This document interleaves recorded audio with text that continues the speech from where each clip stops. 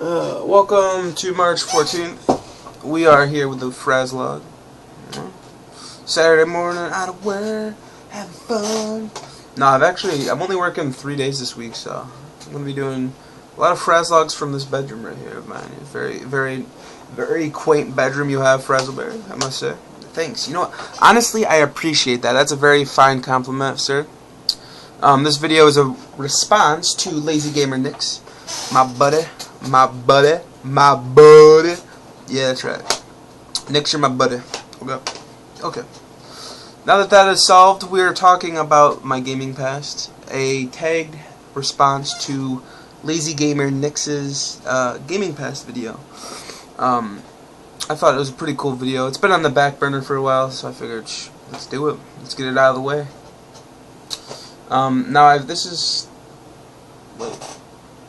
I don't know how I'll go about this exactly. I guess we'll talk about, like, I don't have, like, precise dates or anything, so we'll just loosely talk about my gaming raising and upbringing. So the year was 1991. I was born, yes. Born in New York. As I remember quietly, the nights were filled with CRTs glowing in the darkness. Me as a young one, laying in bed watching Spanky's Quest on the Super Nintendo. No, I did a lot of watching as a kid, you know. Both parents played games, so I was exposed heavily to games.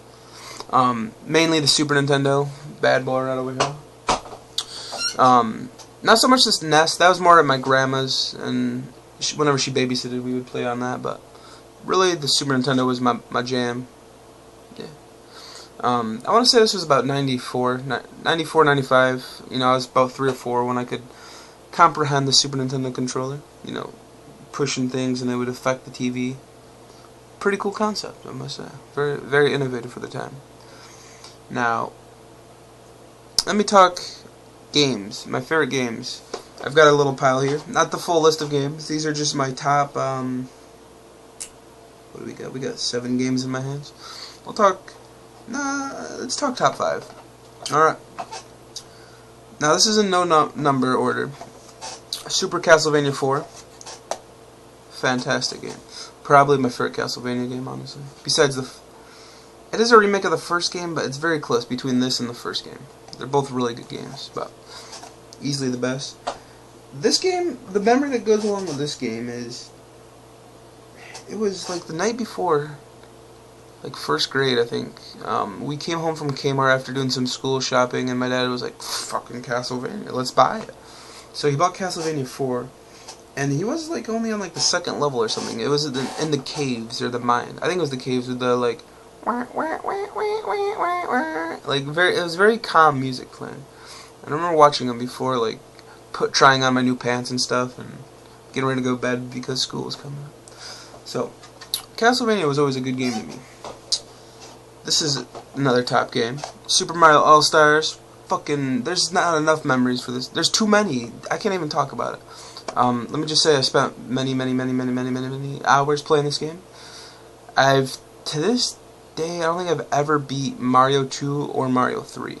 Mario 3 is my favorite game on this collection, but I don't think I've honestly ever beat it, to be completely honest. I know I've gotten to the final area, but I don't think I've ever beaten this game.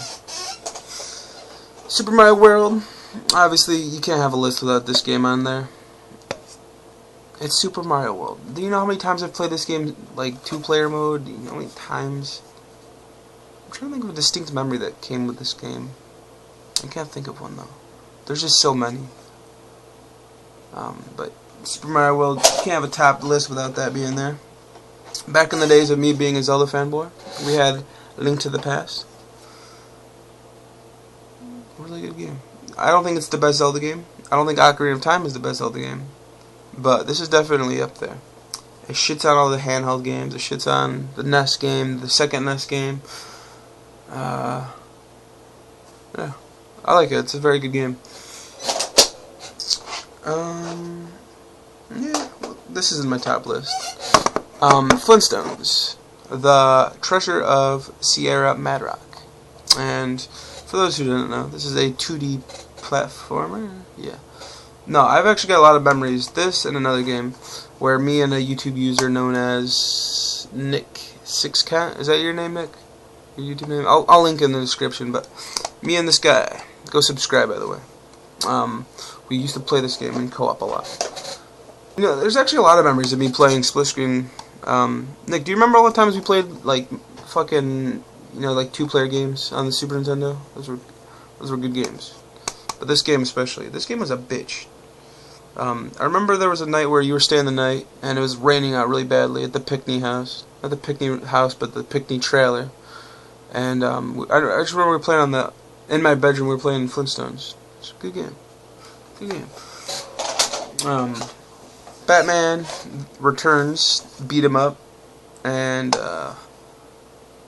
this game sucked ass, but I remember me and Nick would like beat the shit out of each other in co-op because there was friendly fire. So it's just like, Nick, come here, dude. Like punch him in the nutsack. We die. He was Robin. I was Batman. Hello. That was always a fun game. But Dr. Frankenstein, you can't have a top list without it. Hardest game, I think, on the Super Nintendo that I own. I think one of these days when I do like just Frazzle plays or something, this is gonna be one of the games on there. Alright, Dr. Frankenstein. That game is a hard bitch. So that was the Super Nintendo era. Alongside that, I want to say that spanned up into like the early 2000s. Me playing the Super Nintendo, not every day, but every other day, every couple days. Very, very assorted time of Super Nintendo. But ultimately, I played that thing every day up until the 64. I've got 2 of those bad boys sitting over there. Yeah, I don't know. I've got so many memories with that too, with the 64. But let's just get into my top games. Make it really quick. Paper Mario is my favorite game on the 64, believe it or not. It was, you know, you play Pokemon as a kid, right? And it's very, very straightforward RPG. This was different. When you leveled up, you could pick 3 different stats to level up. I think it was your HP, your sticker points or something, and then something else. It was different, and it was really fun. So that's always up there.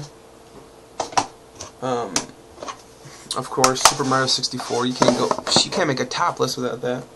Really fun game, a lot of memories. Played it a lot. Oh my god, I just got hit by a shitload of nostalgia from that game. I don't have my other favorite game up here, Mario Kart. But I played the hell out of that Block 4-player split screen. Let's do it. Ocarina of Time. It's not my favorite game, I won't say that. But it really is a well-made game for when it came out. Very just the world, you know. It's no Dark Souls, but it really does have really well atmosphere in the world. But those are my 64 times, I want to say. Played a lot of it as a kid, but ultimately I don't have that many memories that I can. Maybe back then I did, but thinking back on it, nothing really stood out on the 64. However, we got this beast over here called the PlayStation 1 right there. You guys see them? 2 of them. I do things in 2s. Some of the best things come in 2s, right? That's what they say. But no, I don't have that many PS1 games, so I'll just say, fuck it. The greatest game of the PS1, Metal Gear Solid.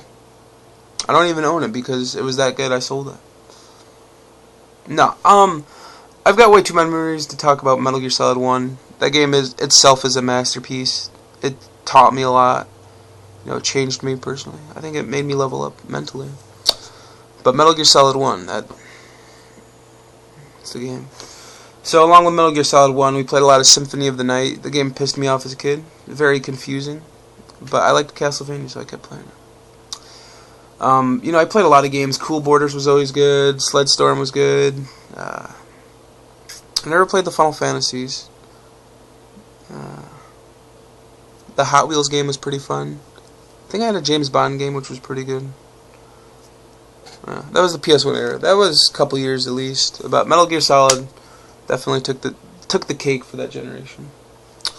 From there it gets really complicated. PS2, no, GameCube first. We've got two of those guys right over there. The GameCube era. I started off with Rogue Squadron and Batman Vengeance. I had already played the GameCube at my cousin's house, marathoned it. Smash Brothers Melee and Luigi's Mansion, beat both of them.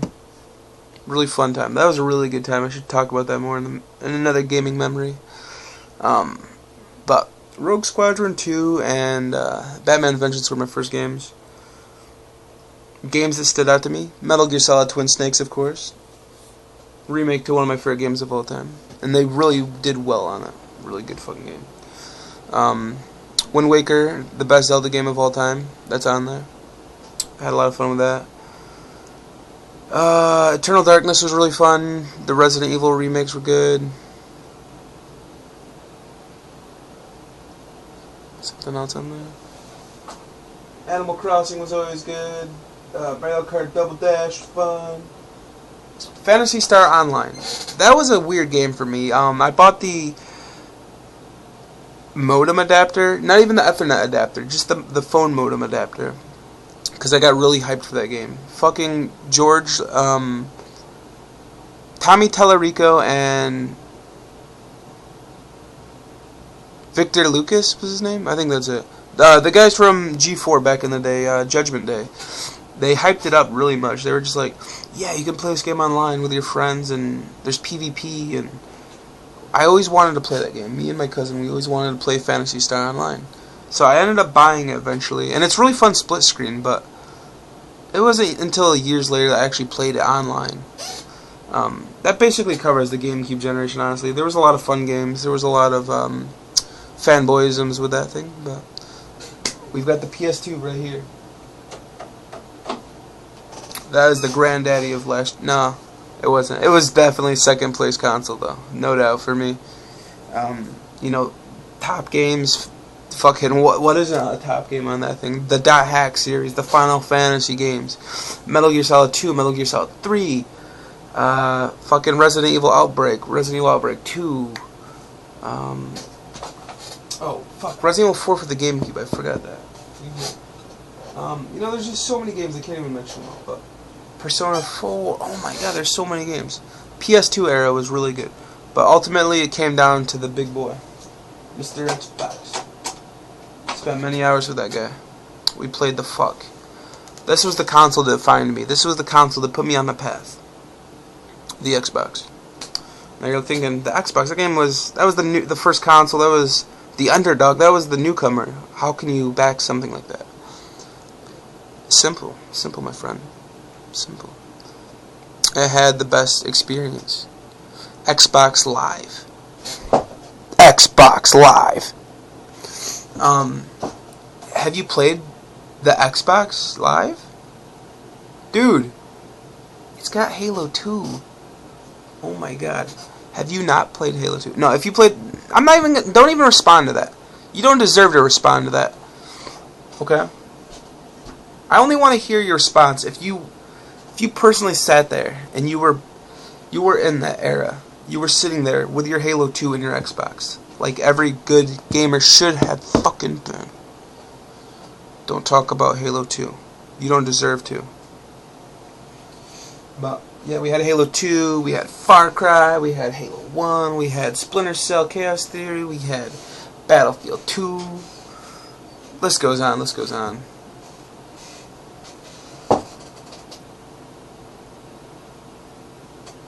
But,